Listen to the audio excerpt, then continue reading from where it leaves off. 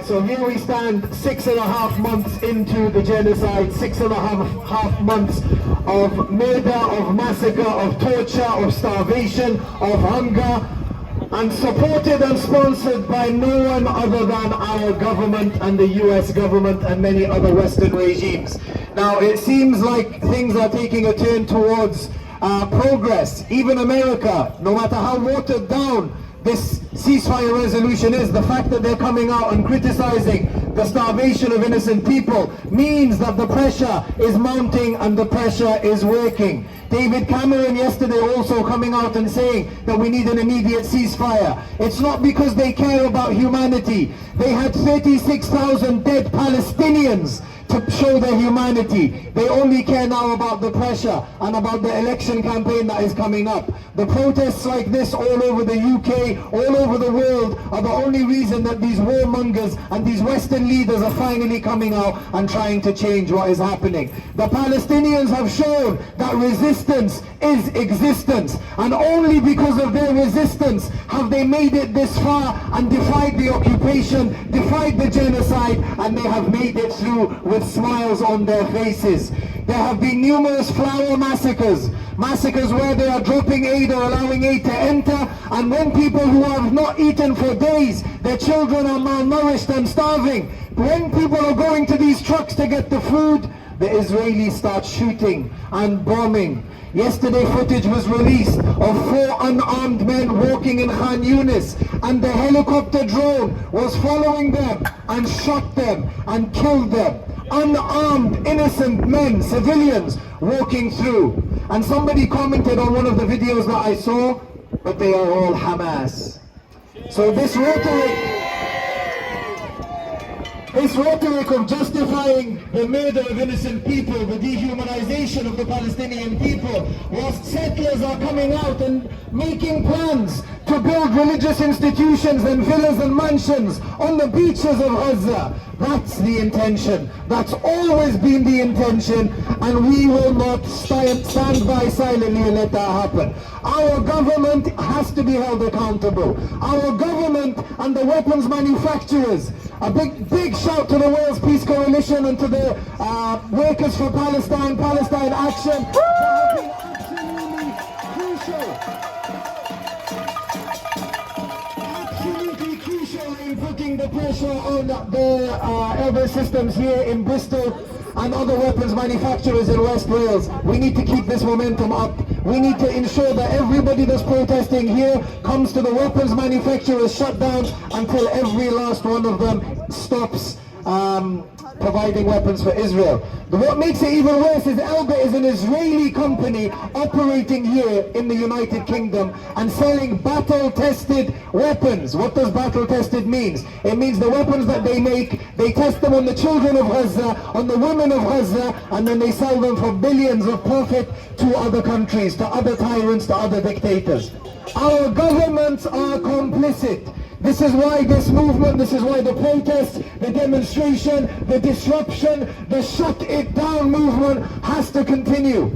Because until the occupation ends, we won't stop. Until the genocide ends, we won't stop. Until Palestine, we won't stop.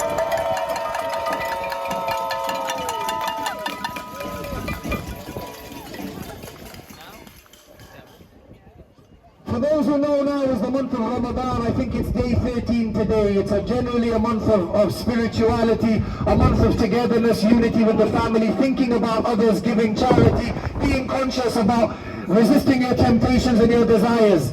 And a big aspect of it is not eating all day, and you eat in the night. I've seen videos, and I'm fasting, so when it gets to about 4 or 5 o'clock, I do sometimes feel hungry. I've seen families that are feeding their whole family grass and water after their fasting. Now in Islam is a very peaceful religion and it's an easy religion. If you are not able to fast, if you are sick, if you don't have access to food, then you don't have to. It's not obligatory on you.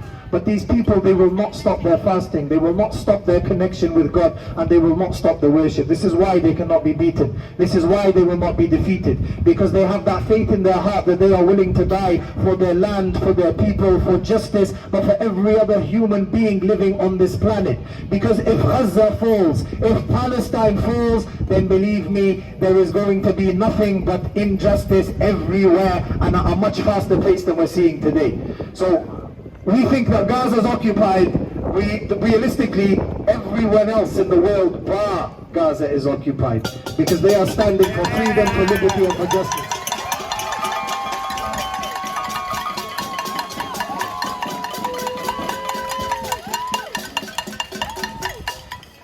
Let's not forget Lebanon as well. I just returned from Lebanon. I was there for 8 days. I went down to the south. We have a clinic that's on the Palestinian border, or occupied Palestinian border. The day that we were going south to a place called Tyre or Sur, an hour before we left Beirut to go down there, they bombed somebody from the Rashidiyya Palestinian camp in his car. Now look at the sophistication of the weapons that they have. This man was in his car and his car got bombed, targeted.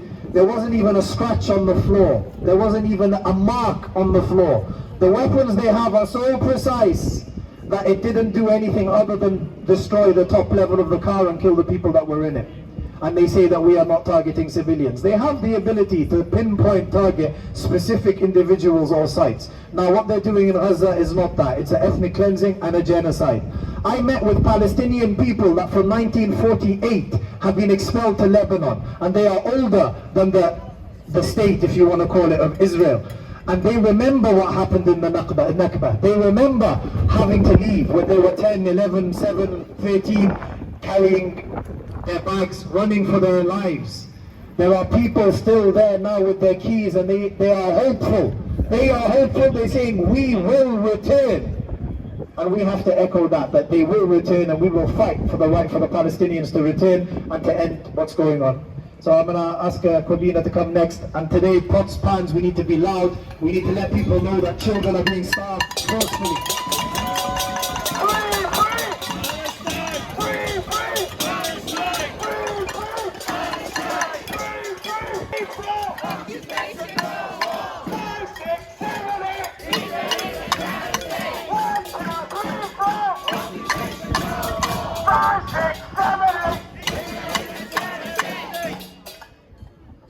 I think it's so important that we continue to come out every single weekend, every single event, every single chance we have to show solidarity with Palestine. We must never let up and think, get tired of coming out, because ultimately, our tiredness is nothing in compare to what the Palestinians have been going through for 75 years, and especially what Gazans are going through right now.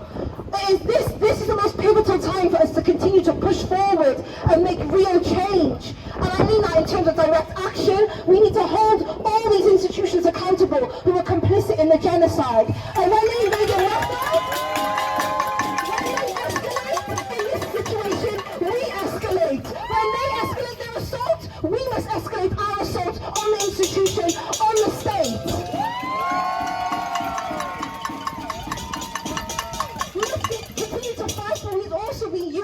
In our fight, and understand that our end goal is for a free Palestine, and that means unity. That means coming together and strategizing and understanding what we are fighting for.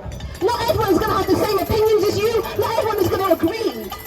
But ultimately, our goal is a free Palestine, a Palestine where Palestinians can live on their own land. Our fight against the state will become a fierce fight, especially here in the UK. The way the government is using Islamophobia to undermine and demonize this movement is disgusting. For them to say that we're the extremists when they are directly involved in a genocide is insane. And we must also remember that when they call us terrorists or extremists, they also called Nelson Mandela a terrorist. He was on the terrorist list up until 2009. On the same list that so many Palestinian activists are currently on. So we must remember that when they call us terrorists, as people who are standing for justice, we must remember that we're not here for terror, we're here for peace, and we're here for justice. So let's continue to fight and push on, not just for a free Palestine, but a world where people can live freely in the Congo, in Sudan, and all occupied states around the world. Is a world where we can all live peacefully, free from imperialism and colonialism. But we must continue to keep the fight going. We cannot let up. We must hates abroad. Thank you.